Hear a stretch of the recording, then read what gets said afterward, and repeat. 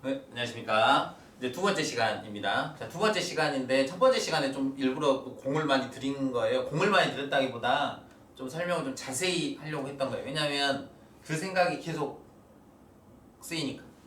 됐죠? 자, 오늘 두 번째 시간이고 그 부등식의 활용 편인데 똑같아요, 방정식하고. 정말로. 여기는 뭐 다르다기보단 그냥 부등식이다 보니까 방정식은 그냥 딱 그 순간, 만나는 딱 그 순간만 보면 된다면 부등식은 만나는 순간을 기점으로 해서 크냐 작냐니까 뭐가 위에 있냐, 뭐가 아래에 있냐, 뭐가 왼쪽에 있냐, 뭐가 오른쪽에 있냐 이런 방향을 봐야 되는 게 살짝 아쉬운 거죠.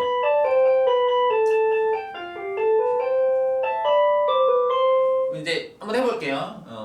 어렵게 보실 필요가 없어요. 여기서도 똑같은 맥락인데 한 번만 읽어보기 이제 중요한 포인트는 부등식이 fx, 즉 fx가 0 이상이라고 하는 이거를 증명을 하려면 이걸 확인하고 싶은 거야. 그러면 결국에 fx라고 하는 이 함수가 항상 0보다 크거나 같다라고 하는 이걸 확인하려면 이렇게 확인하면 된다 이거예요. 이제까지 우리가 연습했던 건 fx하고 0 이거를 함수로 변환을 해서 y는 fx라고 하는 함수의 그래프와 y는 0이라고 하는 x축하고 만나는 교점이 몇 개냐에 따라서 실근의 개수를 봤다고요. 근데 만약에 만나는 교점이 없어. 없다는 말은 x축이라고 하는 이 직선하고 함수 fx라고 하는 그 곡선이 안 만난다는 뜻이니까 이 x축을 기점으로 해가지고 그 fx가 위에 있을 수도 있고 아래에 있을 수도 있겠죠. 안 만나니까. 근데 fx가 0 이상이라는 말은 이 fx가 이 x축보다 위에 있었으면 좋겠어요 라는 뜻이라고. 이해된가요? 그럼 내가 해야 될 일은 함수 f의 그래프를 그렸더니 추가적으로 x축까지 그려봤더니 x축보다 위에 있네. 그러면 끝나는 거예요. 해볼게요. x의 세제곱 3x의 제곱 마이너스 4가 이런 부등식이 성립함을 x가 0 이상인 범위에서만 확인해 보세요 라고 나한테 말을 한 거예요. 그럼 내가 해야 될 일은 x의 세제곱 그래프 그리고 3x의 제곱 마이너스 4 그래프 그려서 얘가 위에 있네 얘가 아래에 있네만 보여주면 끝난다고요. 됐어요? 근데 생각해보라고. 곡선과 곡선을 따지는 것보단 곡선과 직선을 따지는 게 더 편해요. 그래서 이왕이면 이 상태로 놔두는 것보다 x의 세제곱 마이너스 3x의 제곱, 솔직히 마이너스 4는 넘겨도 되고 안 넘겨도 되는데 이왕이면 생각을 통일하기 위해서 왼쪽으로 싹 넘겨보면 이 부등식하고 이 부등식이 다르냐 이거예요.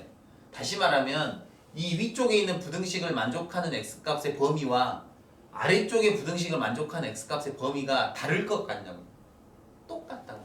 그냥 이양만 한 거니까. 됐습니까? 그럼 이제 내가 해야 될 일은 여기 있는 이 3차 얘를 하나의 함수로 봐가지고 이 3차 함수의 그래프를 그렸을 때 가장 아래쪽에 있는 게 0보다 크면 끝나는 거예요. 그래프를 그려볼게요. 가볼게요. 그래프 그리려면 어떻게 한다고? 미분. 좋아요. 그래서 얘를 fx라 두고 자 미분해볼게요.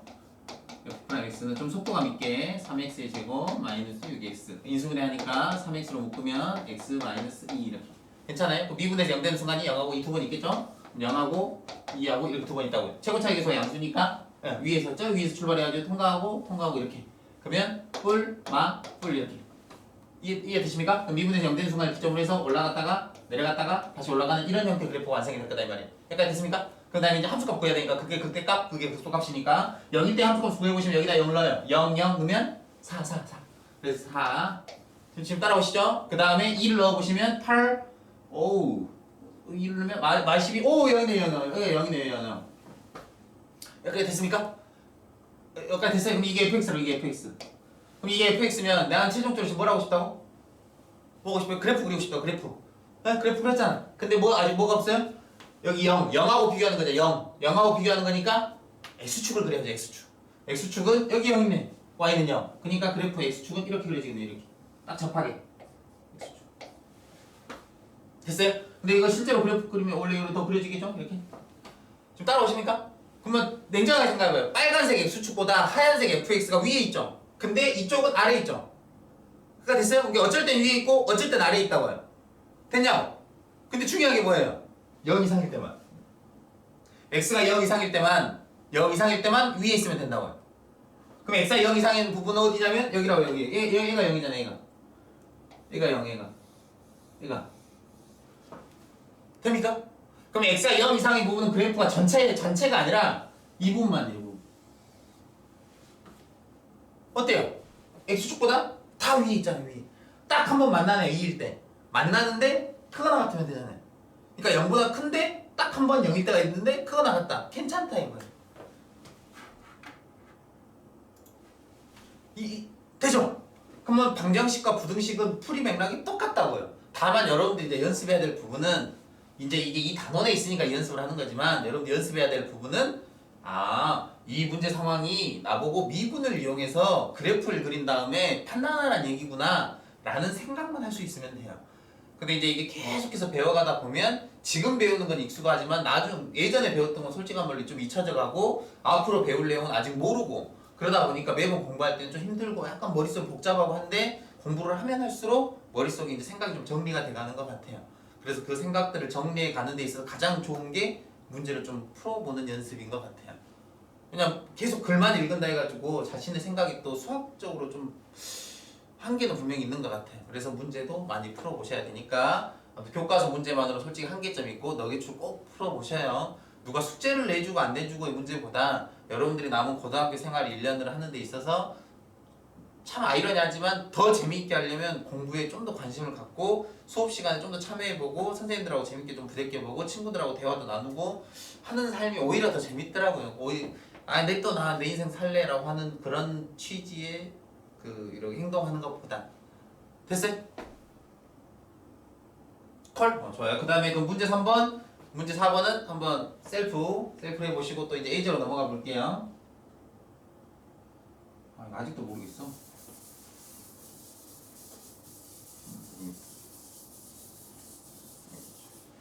이건 그 다음 어떻게 넘어가지?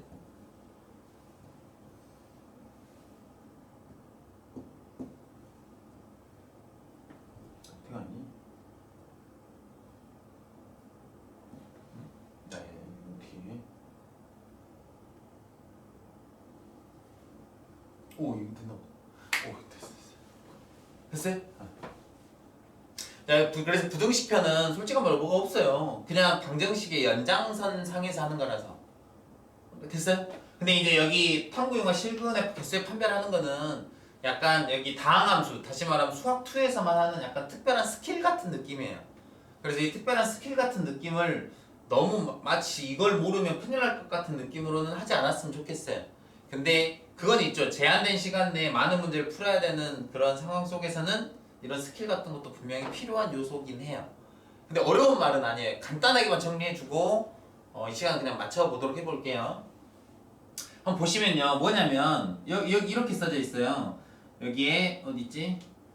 여기 있다. 3차 방정식 이게 NG 예.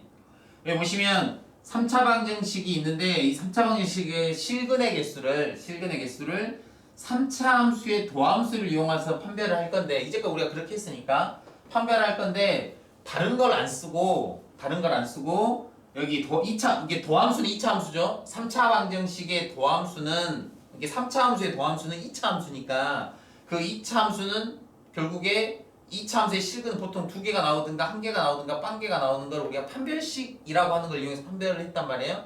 그래서 여기에서는 그 판별식이라고 하는 맥락을 활용하겠다는 거예요. 되죠? 지금 이해되시죠? 네. 자, 그래서 여기서 보면 이제 그 판별하는 스킬 같은 느낌이긴 한데 한번 봐보실게요. 그럼 결국에 도함수가 2차 함수, 다시 말하면 이걸 방정식으로 생각하면 2차 방정식인 건데 그 2차 방정식의 실근의 개수에 따라서 3차 함수의 실근의 개수까지 영향을 줄 수 있다는 거에 대한 관련 내용인 거예요. 한번 해볼게요. 자, 첫 번째 경우로 이 2차 방정식이 서로 다른 두 실근을 갖는 경우 그래프로 보면 이렇게 되는 경우 이게 함수 F'이라고 하면 세 가지 경우가 있다는 걸 알겠잖아요. 이렇게 중근 갖는 경우 이게 F' 마지막 붕 떠가지고 허근 갖는 경우 이렇게 이거 다 X축이라고 하면 이렇게 크게 세 가지 경우가 있을 거 아니에요. 그럼 이 세 가지 경우가 있었을 때 우리는 이제 어떤 생각을 할 수 있게 되냐면 2차 방정식이 서로 다른 두 실근을 갖게 되면 여기 3차 함수는 이런 일이 생긴다는 거예요. 여기 어디 있어? 어디 있어? 차라리 그냥 여기 보면 그냥 설명해 볼 테니까 차라리 이걸 편하게 읽어 보세요. 그게 더 나을 것 같아. 자, 한번 해볼게. 아이고, 다시 여기가 X축 이렇게 F' 크게 세 가지 케이스가 있다고요. 여기다도 써볼게요. 이렇게 F' X축 이렇게 붕 뜬 F' 이렇게 기억나시죠? 그러니까 3차 함수인데 3차 함수의 도함수는 2차 함수 이 2차 함수는 실근의 상황이 세 가지 상황 서로 다른 두 실근 중근, 허근 이렇게 세 가지 상황이 있다. 근데 이 세 가지 상황에 대해서 함수의 그래프 개형이 결정되잖아요. 왜냐면 부호가 이미 알고 있으니까. 한번 보면 미분에서 0이 되는 순간을 기점으로 해서 증가하고 플러스 마이너스 플러스니까 증가하고 감소하고 다시 증가하는 형태가 원함수 F의 형태. 그죠? 여기로 다시 돌아오시면 중근을 가질 때는 증가하고 증가하니까 미분에서 0 되는 순간을 기점으로 해서 올라가고 잠깐 쉬었다가 다시 또 올라가는 이런 그래프. F'일 때는 계속 증가만 하니까 계속 올라만 가는 게 F라는 그래프. 지금 이해되세요? 그럼 이런 상황 속에 지금 나는 뭘 할 거냐면 왼쪽 도함수가 중근을 갖거나 허근을 갖게 되면 원함수 F라고 하는 이 아이는 원함수 F는 보시다시피 증가만 해요. 증가만. 그죠? 그러면 증가만 하다 보니까 제가 X축이라고 하는 걸 어떻게 그리더라도 실근은 그렇지 하나밖에 없는 거예요. 실근이 무조건 한 개밖에 없대요. 한 개밖에. 그러면 실근이 한 개밖에 없고 또 특징적인 게 뭐냐면 극값이 없죠. 그래서 이 말이 다 똑같은 말인 거예요. 3차 함수인데 극값이 없대요. 다시 3차 함수인데 극값이 없대요. 그 말 뜻은 2차 함수, 즉 도함수는 중근을 갖거나 허근을 갖는데요. 지금 다 똑같은 말로 들려요? 3차 함수인데 극값이 없대요. 또는 증가만 한대요. 이런 똑같은 말, 이 말이 서로 다른 말인데 3차 함수가 증가만 한다는 거는 극값이 없다. 똑같은 말이에요. 이거는 해석되시죠? 증가만 한다, 극값이 없다. 근데 이거를 풀 때 도함수는 2차 함수인데 도함수 2차 함수의 부호가 한 종류만 나온다는 뜻이니까 중근을 갖거나 허근을 갖는다.